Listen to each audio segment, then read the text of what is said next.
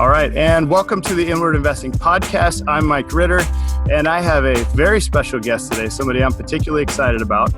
Her name is Diana Rodgers. She's a registered dietitian, and I'm going to go ahead and let you take it from here. Diana, let's talk a little bit about you, where you're from, and what you have going on.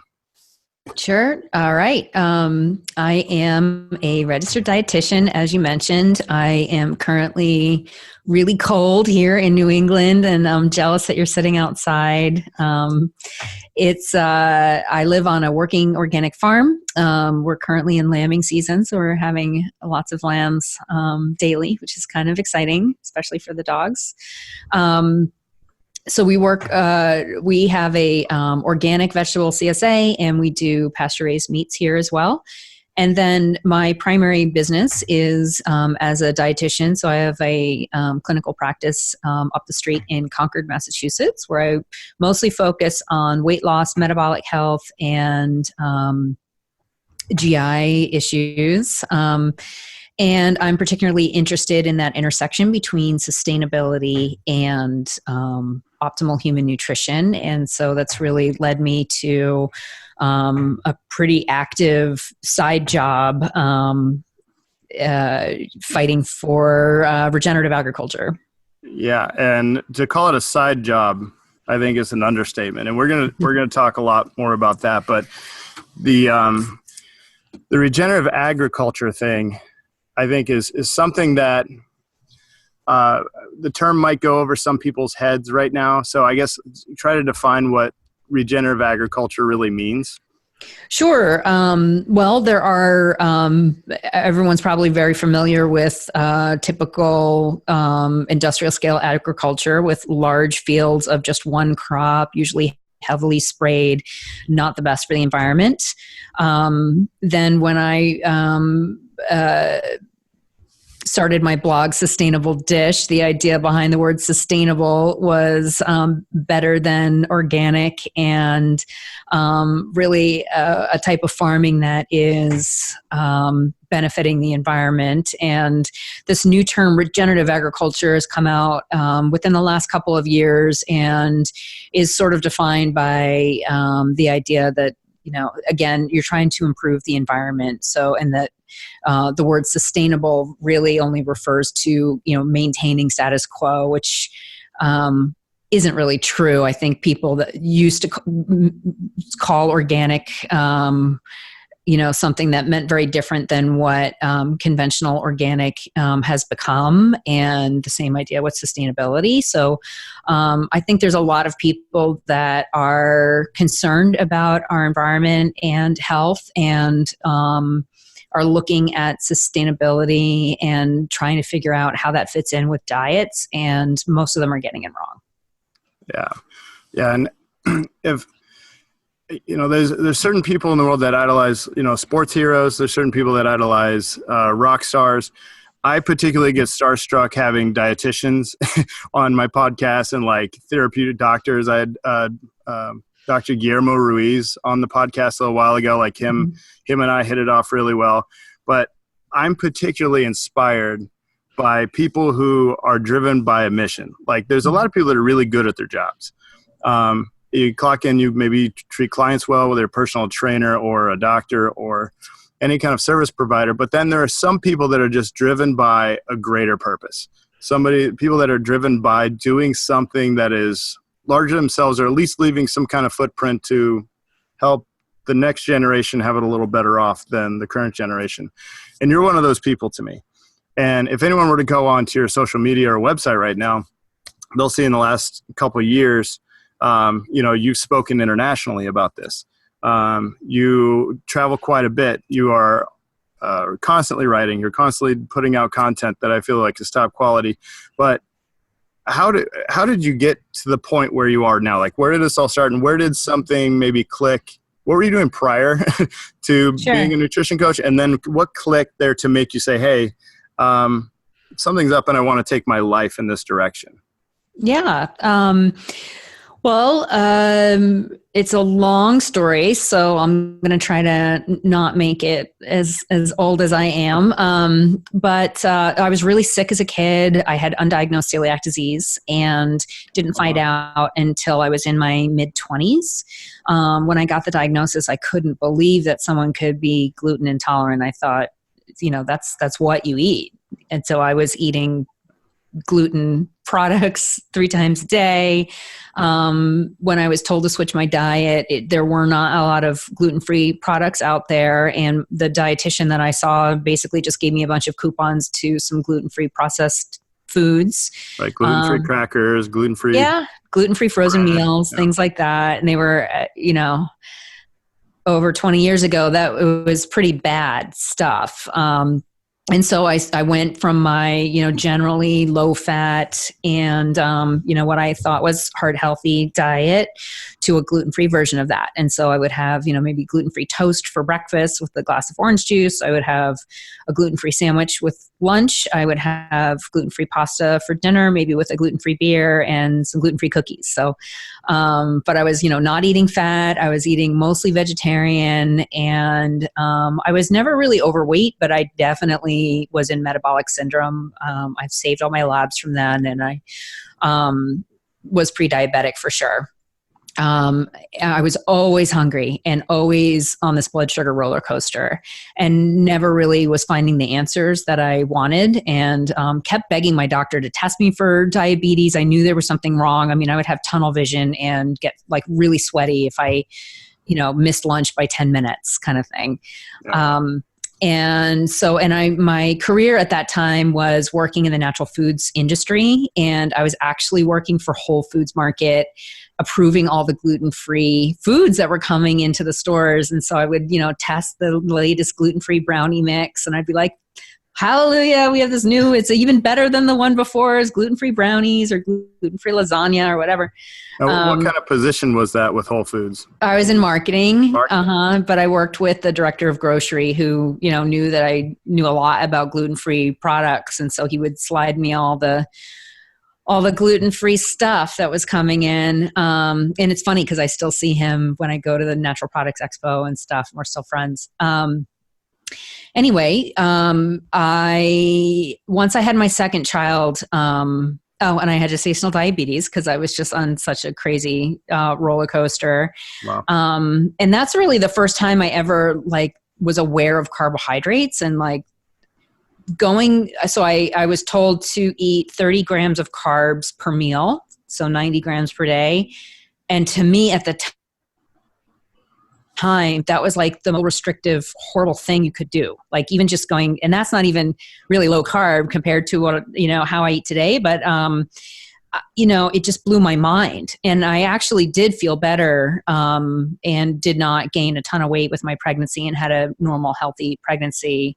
Definitely the motivator for me was not having a sick baby or a 20-pound baby. So I was willing to do whatever the doctor said. And anyhow, so after I had my second child, I started working on our farm just because it was too crazy for me to have a corporate job with those hours and a husband that worked like 100 hours a week. So started working at the farm, and we were running a raw milk co-op, and it was really just we were providing a space for all these Weston A. Pricers to come pick up their raw milk. And I was like, this is crazy that they're eating all this fat. Like, this is nuts. And started learning a little bit more about it. I went to a Weston A. Price conference just to learn more about it, started eating more fat, and it actually made me feel better. Which, not to interrupt you, but if there's anybody listening who wants to know a little more about what you were talking about, the documentary Farmageddon is a pretty good reference to like the raw milk picture and what co-ops actually are. Mm-hmm. And actually, Kristen Canty, the director, is a very good friend of mine today, and I see her all the time. And she has a restaurant up the street from me that we sell to, and she's been advising me on my project. So, oh, sweet, awesome, full circle. Yeah. I didn't mean to cut you off. Go ahead. No, it's fine. And so anyway, I was at the Weston A. Price conference and I went up to Sally Fallon and I said, how do I become a nutritionist in this? Like, where do I go to school? What do I do? And she said, get your RD. And I was like, no way. I'm not going back to school again. School is, not in the cards. And because I looked at how many classes you'd have to take and I was like, forget it. And then I found out about Nutritional Therapy Association. So that seemed a lot more manageable to me at the time. So it was a shorter program, only 8 months. And it was very, very focused on Weston A. Price type diet. So I attended that program and I had to do a book report towards the end of the program. And this is 2010. And there was a book called The Paleo Solution that had just come out. And we were supposed to follow a diet in a diet book and then write about our experience on the diet. And so that was the diet book that I picked. And the idea, I interpreted it a little bit differently than how it was written because I don't like sweet potatoes. And so I basically just didn't eat really many carbs at all because sweet potatoes were out. Initially in the first iterations of paleo, white potatoes were out. So I was basically keto. Rob's prescription in there was a little more low fat than what I had learned through NTA and through Sally Fallon. So I was like, I'll do his diet without the sweet potatoes, but plus fat. Okay. So basically I went keto and I didn't know I was going keto. And I felt really tired for the first like 2.5 weeks. Like I was on Benadryl all day, just really exhausted. And then like by day 15, I just woke up and I had like boundless energy. I could go from breakfast to lunch without a snack. I could go, until 2-3 o'clock in the afternoon without needing lunch. I mean, it really made such a huge difference. It was even more dramatic than going on a gluten-free diet for me, as far as like the change I saw in my life. And so from then on, I was just sold on that. And I opened a practice, but I quickly realized that with this degree that I had and all the people that were coming and finding me with all these health conditions, I was a little out of scope without having my RD. And at that point, I talked to a few people and they all said, why don't you just make this your hobby for the next, I didn't know that it was going to take me almost 10 years to do it, but, why don't you just, not think about the cost, I had no idea it took you 10 years. It took me a really long time because I was doing it part-time. I had 2 little kids at home. I was trying to pay for it myself from my nutrition clients and some of the stock options I had when I left Whole Foods. And so it was a struggle. So, and they didn't take any of my undergrad classes. So I had to basically start over again with a new bachelor's degree. Wow. Starting with Bio 101, like at community colleges, anatomy and physiology and chemistry. And I was an art major undergrad, so I didn't really have much of a background in biology or biochem or anything like that. So, I was always been interested in science, but I took more like physics and stuff like that in college, not really biology type classes. So, anyway, so I started and every semester, I just would knock off 2 classes. I'd try to do a winter session class. I'd try to do, so the summer intensive classes. And I just kept on going and going. And then did my internship. That was really hard. Only because, working in hospitals, when you know a lot about preventative medicine, it's just not a lot you can do as a dietitian working in a hospital other than, prescribe the right tube feed, which tube feeding and IV nutrition are really important lifesavers for people, but it's just not where I felt like I could make the biggest difference. And anyway, so on the other side, I'm done and I'm really, really happy I did it because I can take insurance now and I can, as long as I can back up what I'm doing with evidence, I can do what I want to do. And so it's really opened a ton of doors for me and it was definitely worth the pain of getting that RD.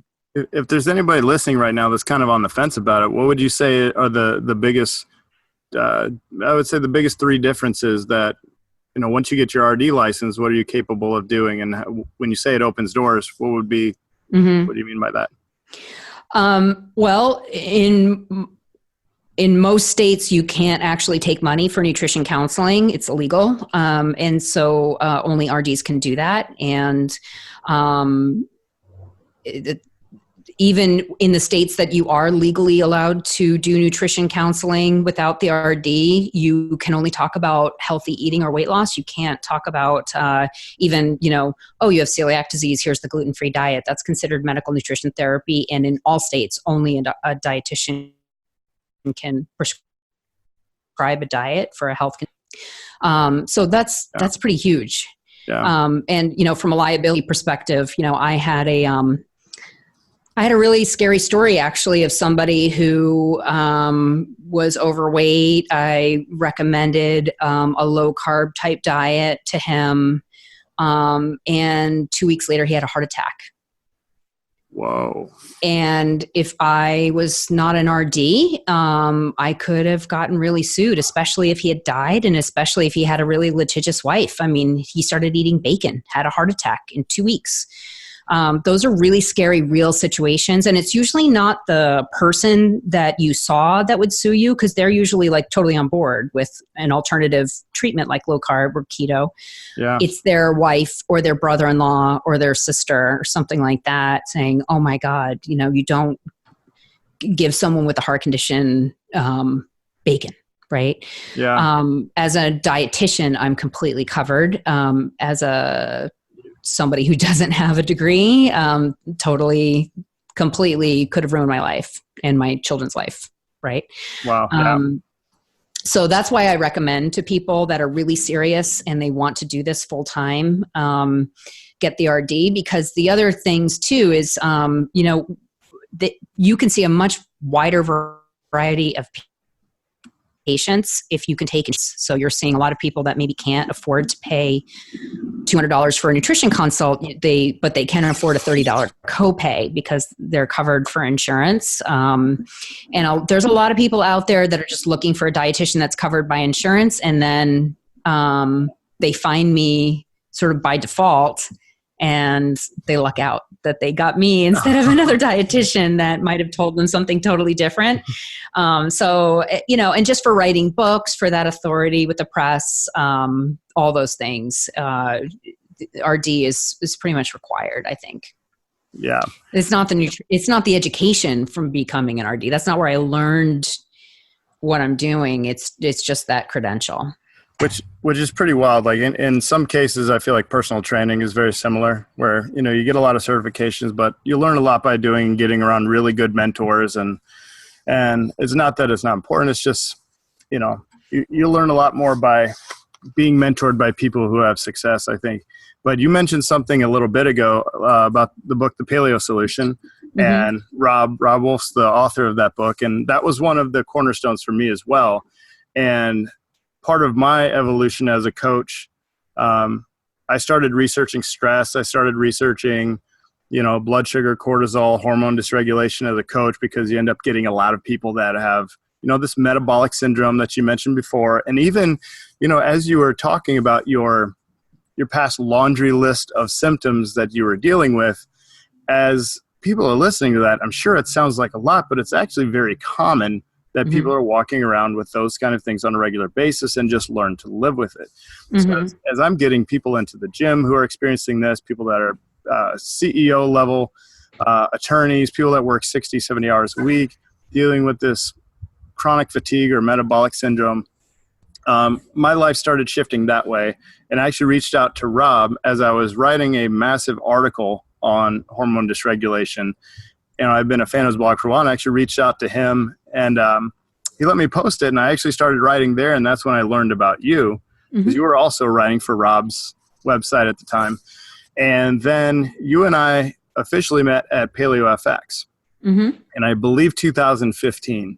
And when I was there at Paleo FX, first of all, the paleo scene, I think, was a really it was a mixed bag for me, and I think it was a mixed bag for a lot of people. As I read Rob's book and Lauren Cordain's book, I read research about anthropology, theories on human evolution, and thought, wow, what a logical approach to eating food. Eat what human beings have eaten for a long period of time and maybe be cautious of the industrial stuff. That was like my big takeaway. Mm-hmm. But I know a lot of people got very polarized on the issue and either read it as a list of rules, or some people got turned off by the whole eat like a caveman cartoon. Mm-hmm. And as I'm going to the conference, the big panels, you were on one of the panels, and one of the topics was the state of paleo, and people are asking questions, and that was pretty neat. The whole event was pretty cool, but I think the biggest game changer for me was going upstairs to one of the smaller conference rooms, and you were on a panel about sustainable agriculture with John Moody, I think Charles Mayfield, and a handful of other people. And it was a game changer for me because I had not really thought about the whole food industry component to things and how that ultimately is a driver behind habits, why people do what they do, the food availability, and just our concept and diet dogmas come a lot from food marketing, I want to say contortion of research, all these things that I hadn't really thought about. And then the sustainability aspect, like how long can we actually produce food at this rate? And that was a big game changer for me. So fast forward a little bit now, and the paleo thing, if you want to call it a thing, has now fizzled a little bit. Keto is a bigger buzzword as far as marketing goes. And looking back at it, paleo is a good example of something that I feel like a few people got a little too dogmatic about. Some people did, not everyone. Vegetarianism, veganism is something that people get very dogmatic about, borderline religious. Mm-hmm. And now we're in a state where you're fighting a fight for sustainable agriculture and maybe fighting against the vilification of red meat against a culture that is very dogmatic about red meat specifically. And recently, the Lancet just came out with a huge commission report called The Eat. And I know you had a lot of, you'd done your homework on this, and I think that's one of the big drivers behind what you're up to now. So let's talk about the Lancet commission a little bit. And what is going on with our infatuation with vilification of red meat, and where do you feel like groups like the Lancet are getting this wrong? Okay. Well, I think that, I did a really great podcast not too long ago with Frédéric Leroy. I might be butchering his name, but he's from Brussels, and he writes a lot. I'm a huge fan of his work on sort of anthropology and our relationship to meat, and how meat has become an unfair scapegoat for a lot of our stress about our health and the environment. And meat is a very polarizing topic in general. It represents a lot of things. It represents like power. It's the most powerful food we have. And for a lot of people, it also represents horror and disgust. And so it evokes a very strong emotion from a lot of people. So it could either mean life or it could mean the biggest poison possible, right? It's become a pharmacon. And as we are growing more and more detached from how our food is produced, and we're living in a more urban life, and so disconnected from people that actually raise animals like I do here on the farm, I totally understand how it can seem medieval to eat meat. It seems like something that we certainly can engineer protein-like substances in nice, clean factories. And so why would we murder an animal? It does seem barbaric. And anyway, I totally empathize with that story, that narrative. It's really simple. meat emits methane. That's horrible. Global warming is horrible, right? We're all going to die. But the problem is when you understand how nature works and you understand what it takes to make a healthy ecosystem, you realize that there are no vegan ecosystems in nature, that animals are actually required, not only for humans, for our nutrition, but also for life. The whole planet is constantly digesting itself and regenerating and dying and rebirthing all the time. And humans are also animals, which we like to forget. And we are omnivores. And we actually require animal products, a thriving person. And there are ways of raising animals that don't have to look like the images that people are seeing when they see vegan propaganda messaging in films. And but unfortunately, people aren't seeing that, and that type of animal production is not the status quo these days. Just because we've grown so large and greedy, and we have engineered ways of producing cheap food. We produce cheap grains, produce cheap processed foods, cheap fats, but also cheap proteins. And I think if there were more people involved in producing food and understanding the right way to do it, have this horrible polarizing effect on people. And so I'm really on a mission to try and show the other side, because they're showing a lot of these vegan propaganda films in schools as if it's actual science and biology, and it's totally not the way it has to be. And actually a lot of those statistics in those propaganda pieces are completely inflated and wrong. Yeah, and I actually just spoke with a parent at our gym who wanted to talk to me about the fact that her daughter, I believe, is in 8th grade, and it was 8th or 9th grade, and the class was required to read the book Omnivore's Dilemma. And I don't want to say that's a young age to get such a complex topic, because I think that, I wouldn't want to underestimate a kid's knowledge, but like food is a very complex topic, and we like simple answers. And so I think one of the reasons why it's so hard for people to have an even-tempered conversation about food, especially when they're passionate about it, is that it's very complex and it's not simple, and there's not always a right answer. It's usually who's right or righter.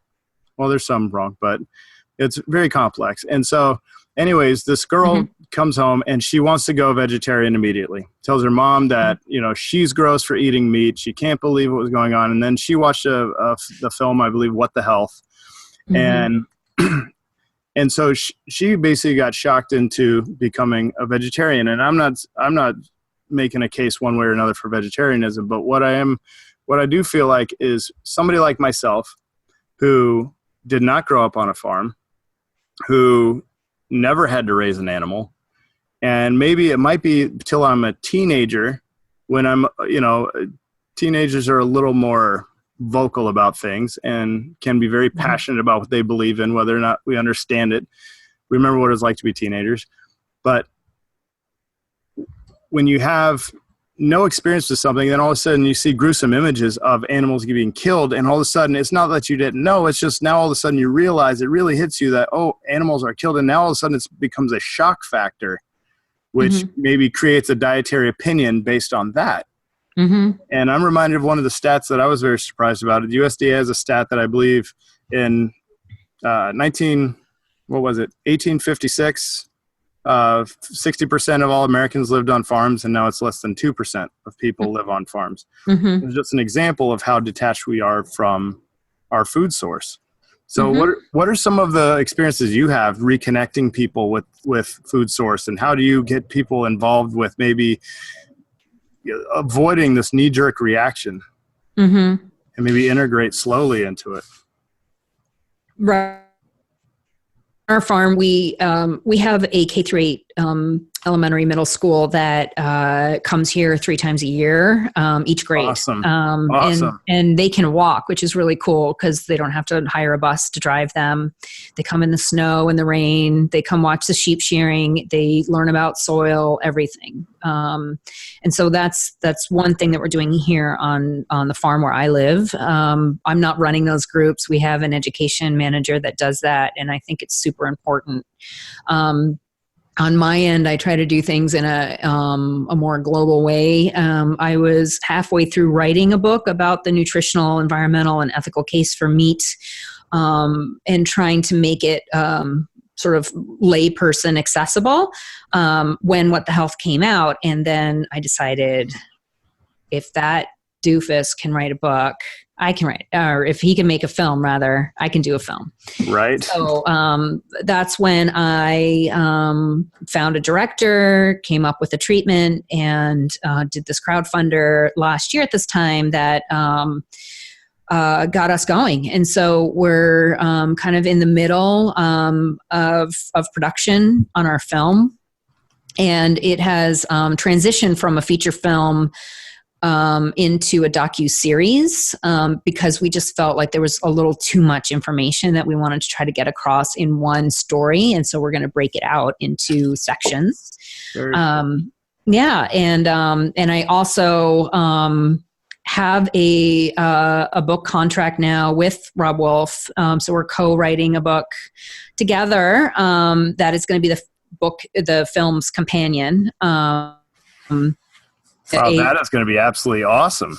Yeah, it's going to be a well-cited dive, but for someone that maybe doesn't have a PhD in soil science or nutrition, explaining how animal products are important for nutrition, environment, and why ethically eliminating all animals from the planet could do more harm than good.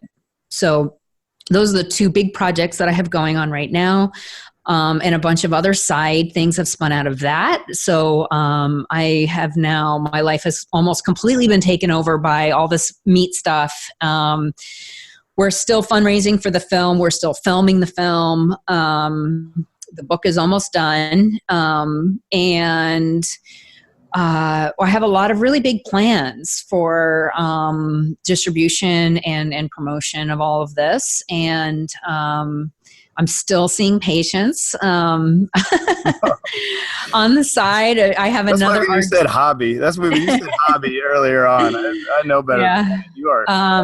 Yeah, I have another couple RDs that are working with me that are taking on the bulk of my clients, but I do still have a handful of people that I'm seeing as well. But that'll probably taper down because travel season is picking up again pretty hardcore. And yeah, got a lot going on. What's the filmmaking process been like?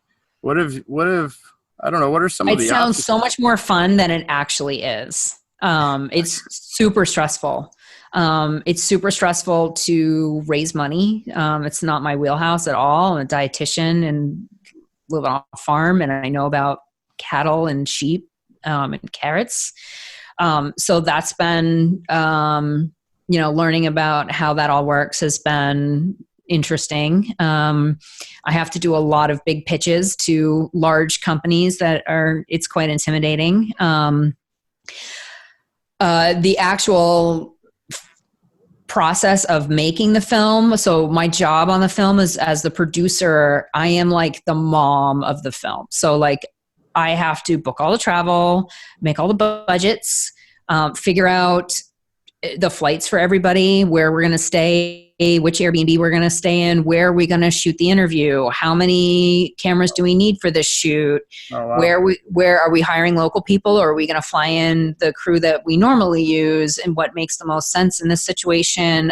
I have to know where the Walmart is in case someone steps in a big pile of cow poop, which has happened. I need to know where I'm going to get lunch for everybody, and how am I going to feed everybody? Where are we going to have dinner? How am I going to get the drives from my hands to the editors? It's a lot of stress. The days are really, really long. We usually start at about 5 a.m. and we'll not go to bed until after 11. On the days that we're shooting, a lot of driving, and I'm the one in charge of renting the car and driving everyone where they need to go. I mean, it's if I had known all of this before I had gotten into it, I don't know that I would have signed up for it, because I still haven't pulled a salary for any of the work that I've done on this. But I really believe that people are learning through video right now, primarily. And, there's probably a lot more people that are going to find it easier to sit down and watch an episode of a docuseries than pick up a big, intimidating book and read it. People just aren't digesting information that way. And so that's what needs to be done. Plus, there's a huge. I feel like there's a huge need for it. And why I'm so much behind what you're doing. So much so that I wanted to bring you onto this show, so that way you could have another platform to talk about this. Because between What the Health, Forks Over Knives. There's more coming out this year too. I'm sure, and there's at least 8 or 10 that I'm not thinking of right now. That's been very popular in the past. They all go down this road where a story will start where we're talking about climate change. And I think most people can agree that the climate is changing and it's not positive, and that the food system needs repair. I think we can all get behind that. And most of the documentaries get about 70 to 80% of the way through that, and that animals need to be treated better, humans need better nutrition, something isn't working. And then almost on a dime, usually about an hour into the film, they'll go right into, now we need to all go vegetarian, stop eating meat, and remove animals from the food industry. And that's where there is, in my opinion, good documentaries will tell both sides of the story. Like, what happens if we do this versus if we do that? And there have not been enough that actually go down the road of, hey, what if we kept animals as part of our food system, and get into, or, have Joel Salatin or some of these other people who are excellent at presenting information on regenerative agriculture. None of them are, to my knowledge, in these particular films have been reached out to, or as a matter of fact, I do believe that Alan Savory was mentioned in one of the films. And I particularly had been following Alan Savory's work, or at least the Savory Institutes, for a while. And in one of the films, they said, I was advised to go, the guy who did What the Health said, I was advised to go talk to Alan Savory. But I realized, I did research on Alan Savory, and he killed a bunch of elephants in Africa, in 30 years. So why would I want to reach out to him? He basically, in the film, said that I do not want to talk to somebody on the other side of this coin. And that's what a lot of people were getting, all this information. So I can't blame a lot of people for being upset about the food industry. But please, I guess, explain your position on where are we wrong with the ethical component of eating meat? And then the nutritional value, because obviously those two are two different subjects, and I know they're complicated, but where are we getting that wrong? Where are some of the myths that are being pushed out there as far as the nutritional value of red meat? Where are we getting some misinformation there? And then the ethical component to that. All right. Well, I'll start with nutrition because it's really straightforward, because it's just basic human biology and biochemistry. We absolutely need animals. We require a certain level of protein in order to thrive, which is much higher than what the RDA is currently, which is set to the minimum amount of protein to avoid disease. And they're also set, people have interpreted about 45 grams for women and 54 for men. But those are based on a woman of 125 pounds and a man of 154 pounds, which is significantly lower than average weights of Americans. Right. And not only do we need more protein, but we need high quality protein, and plants, anyone can go look up the USDA database and see the amino acids that plant-based proteins have compared to animal-based proteins. It's just not the same. We also, iron deficiency and B12 deficiency are two of the most prevalent nutrients in America and in the world. And B12 is completely absent in plant-based diets, and iron is very difficult to get from just plants. It's not as bioavailable from plants as it is from animals. And even people that eat animals need to be looking at organ meats and not just muscle tissue to get the iron requirement that's needed. It's also a very cost-effective way to eat as well. Organ meats are fairly cheap. Yeah. Yeah, and if we're trying to lower overall carbohydrate and calories and increase our nutrient density, it's pretty impossible. It is impossible to do that without incorporating animal products in your diet. There's also really important fatty acids that you cannot get from plants. Our bodies can't make those conversions easily from plant-based fatty acids to the usable form that we need from our diets. The same with a lot of vitamins like vitamin A. It's the conversion from beta carotene, which is in plants, to active vitamin A that we actually use in our body is very difficult for almost half of all humans on the planet. So I think the nutritional argument is very easily won, and most people that I know that are vegetarian will even admit that it's not a nutritionally equivalent diet. So most people, and the idea that they don't want animals to die for their food. But there's plenty of death that happens even in a meatless diet. Monocropping is extremely damaging to ecosystems. Not only are little mammals, killed by chemicals and machinery, but entire ecosystems are wiped out to make way for fields in order to plant soy and corn and wheat. There's also, when we eliminate natural ecosystems, we're also making it really easy for hawks to come down and just pick off those animals. And so then the next, argument I will hear is that, well, if I didn't intend it to happen, then it's not as bad. And that's pretty easily, any philosopher will say death is death. And, was the death more important to that mouse because you wanted it to happen? It's still dead. And so, one large ruminant animal like a cow can provide almost 500 pounds of edible meat.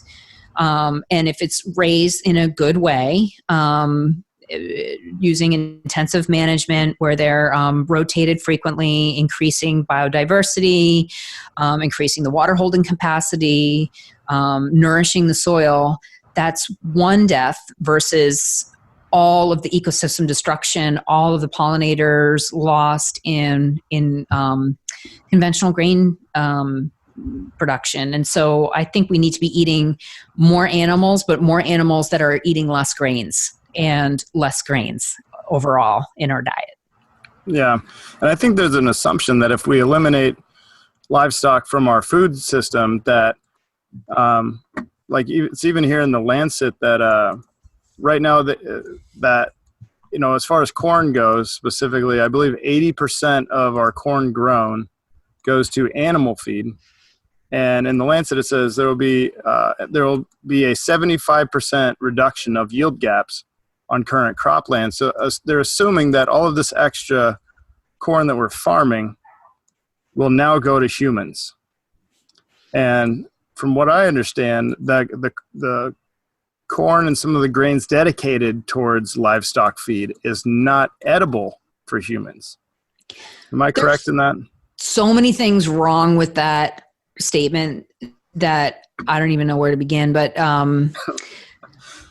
so even cattle that are finished on a feedlot, 90% of their diet is inedible to humans. So most of the corn and soy that they're getting are actually used for other purposes first, and then they're getting things like distillers grains or soy cakes left over from the brewing process for alcohol, for ethanol, and for the soybean oil industry. So what are we going to do with all that food waste if we can't run it through a ruminant and make protein out of it? It's just going to emit greenhouse gases and rot. right?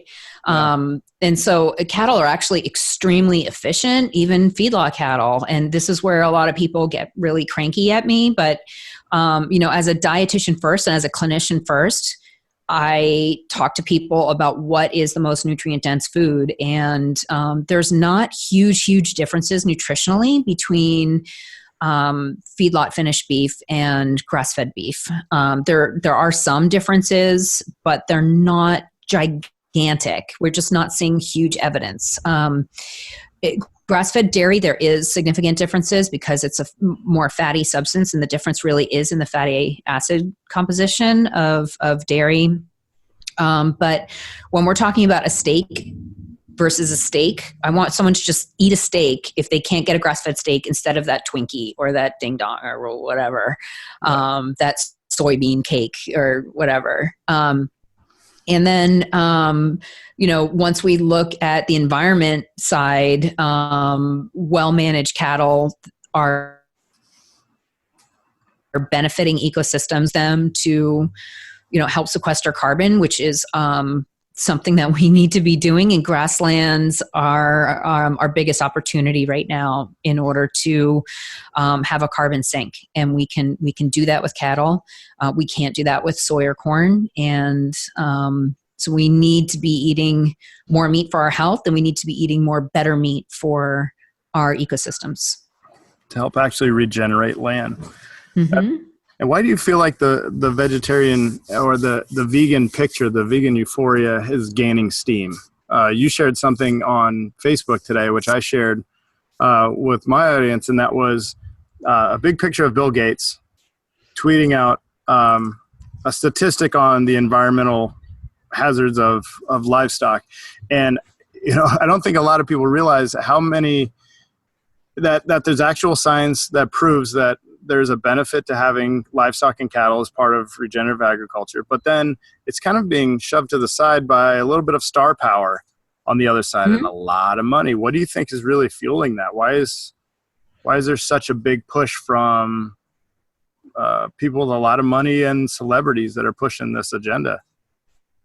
Well, it's multi-pronged. The big food industry has a lot of profit to make out of highly processed veggie burgers like Beyond Meat, which are not nutritionally equivalent at all to a beautiful grass-fed steak that regenerated ecosystems. It's not better for the environment than that, but there's certainly a lot of profit in making a product like that. And it actually costs more to the consumer per ounce to buy tofurkey or these fake meat products compared to, just straight animal protein.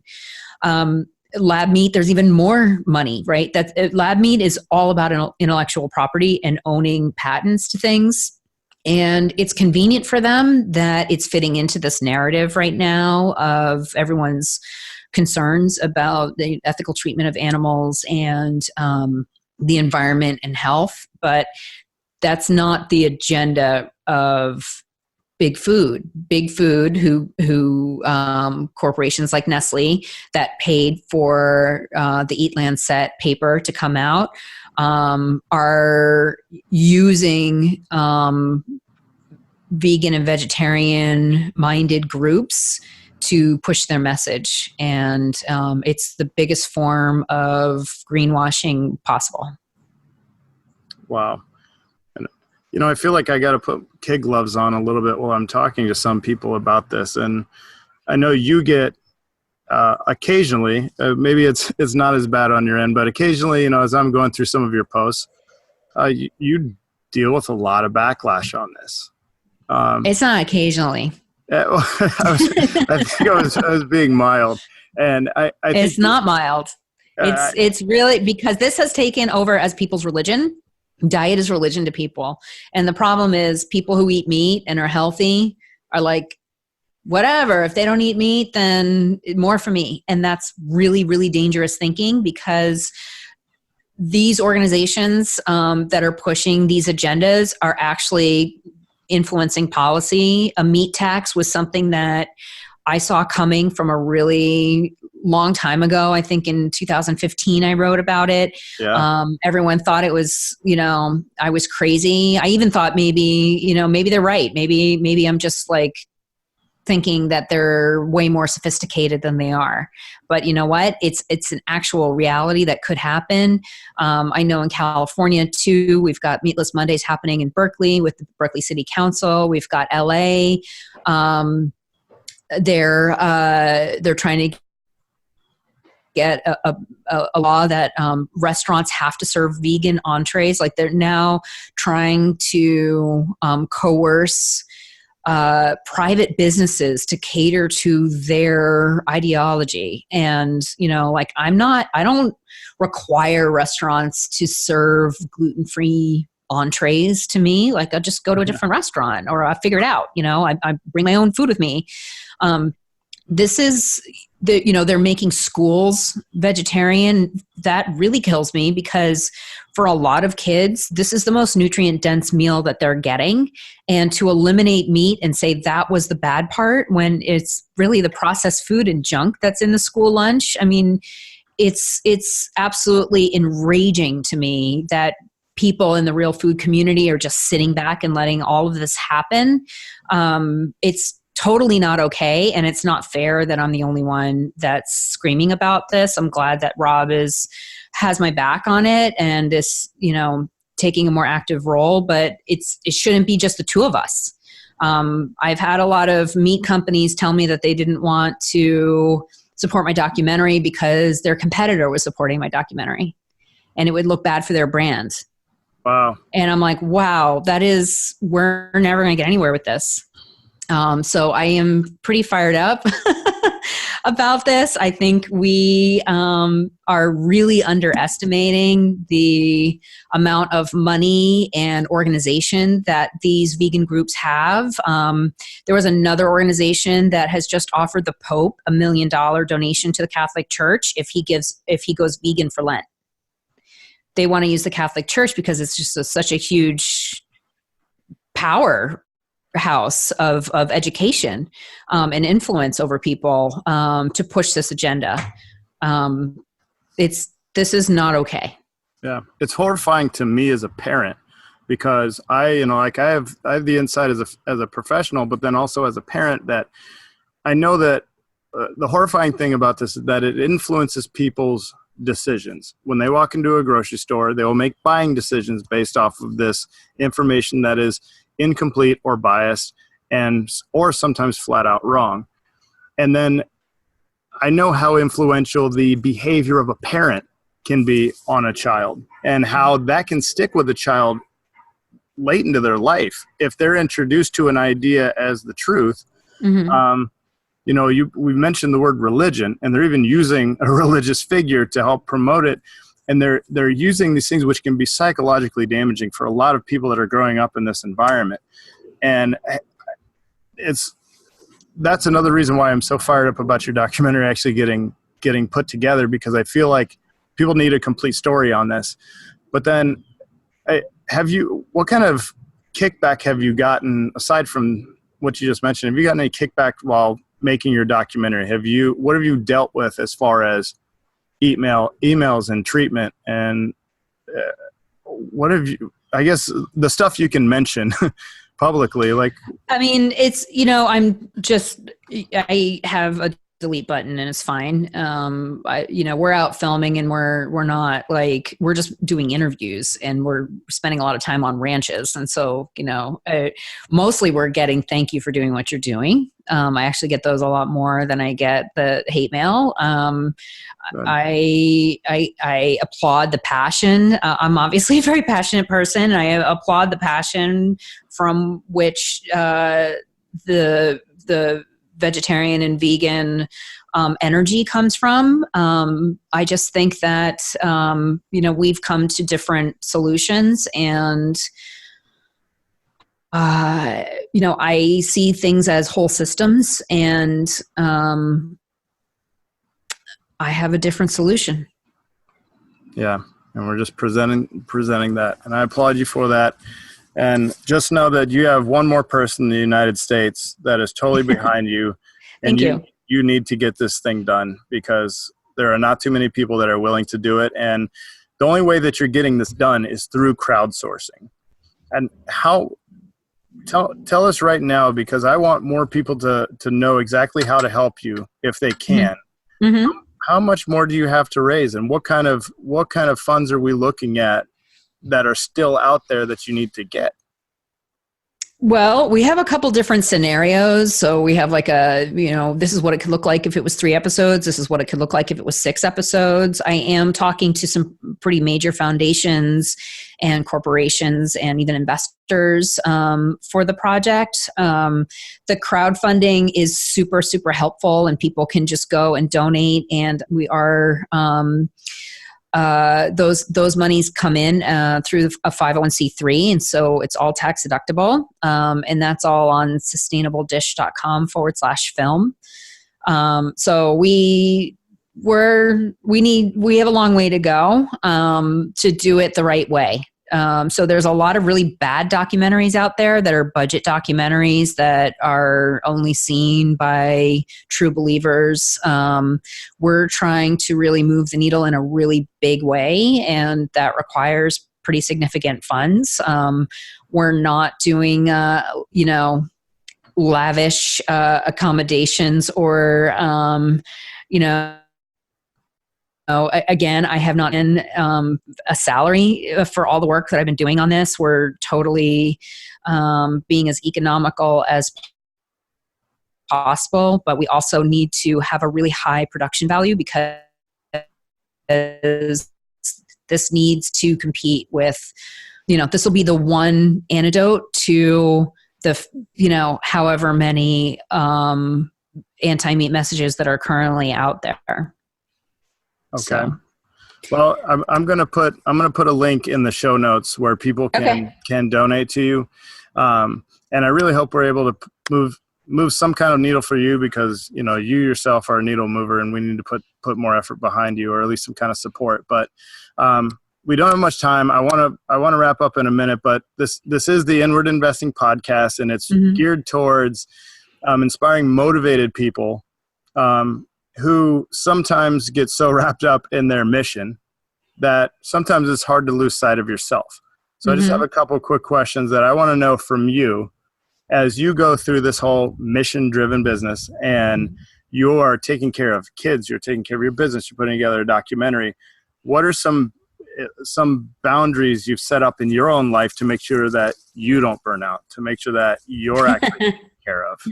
Well, I do take really good care of my sleep hygiene. I'm pretty vigilant when I'm not on a shoot about getting at least 8 hours of sleep every single night in a very dark room. I also really pay attention to my diet and exercise, and I'm at the gym and do yoga a ton. I do a red light sauna, which has been hugely helpful as well. But it's when I'm not working on the film, I'm taking care of kids, or I'm traveling, or I'm seeing clients. So I don't take a break. Right now, I can't take a break. So I can go to the gym and take a little break, but I don't I haven't had much, I'm taking a family vacation actually, next week. My family's going to be surfing. I'll probably surf and hang out with them a little bit, but I'm going to be working a lot down there too. It's just, that's what I need to do right now in my life. Yeah. Moms generally don't have time off, and then you have the other part on top of that. All right. Second of 3 wrap-up questions. How do you talk to your kids about this? How do you talk to them about diet and the conundrum? Do you talk to them about it at all, or do you have a way of going about it? Yeah, they're pretty educated and all of that. I mean, they'll definitely come home and tell me when people are, just went vegan or something. We've got a pretty big community of vegans and vegetarians in our town. Or they'll tell me what kind of junk food was at so-and-so's house that they got to eat, and they'll like rub it in my face, which is really funny. So my kids are a little bit older. They're 13 and 15. And so they can make their own choices. And I don't always love the choices that they make. We, do our best at home, and then they have their own money. They work on the farm, both of them. And, sometimes they're buying soda or candy or other stuff, and I can't be there and say no, right? But I can also point out the stomach ache that they have later and say, well, what do you think that's from? So they also actually, interestingly, don't sleep over at other friends' houses. And that, I think they both learned really quickly, because we did allow a few sleepovers. And it's amazing how many other families don't have the same sleep rules we have at our house. Like, it's time to go to bed. And like, I will not tolerate, like, after 9:30 any noise. Yeah. Like, no way. And my kids would feel really hammered the next day. And so they both actually don't sleep over other people's house. They have friends that sleep over here, and I don't even have to like for that. They just know that they'd rather have someone sleep over here, or they'd rather just sleep in their own bed. So that's kind of cool. Pretty good self-regulation. So, and in general, they make pretty good choices with their food and lunch and all that kind of stuff. Yeah, and I'm of the mindset that your kids aren't going to become you, and that they may not make the same choices you do, but if you make something normal enough for long enough as a way of life yourself, at least they have that center point of what is normal, and then they can make their choices from there. So I guess my final question is, do you have, and it's okay if there's none, do you have any nighttime rituals or morning rituals that you do every morning or every night? Or are things just so chaotic, you just take what you can get? Well, I guess this morning was typical. I was up at about 5, which my body just normally wakes up at 5 or between 5 and 6 every day. And I'm the first one up always. I have 2 border collies that are always eager to get outside, but particularly because we have new lambs being born often overnight, they're really excited to run outside and peek in the barn and see if there's any new babies. So I let the dogs out, I have some tea, and I start cooking breakfast for everybody. So I make eggs and stuff for breakfast. And then at nighttime, and then I usually go to the gym in the morning. That's often my routine. Sometimes I go midday, but it's often just first thing.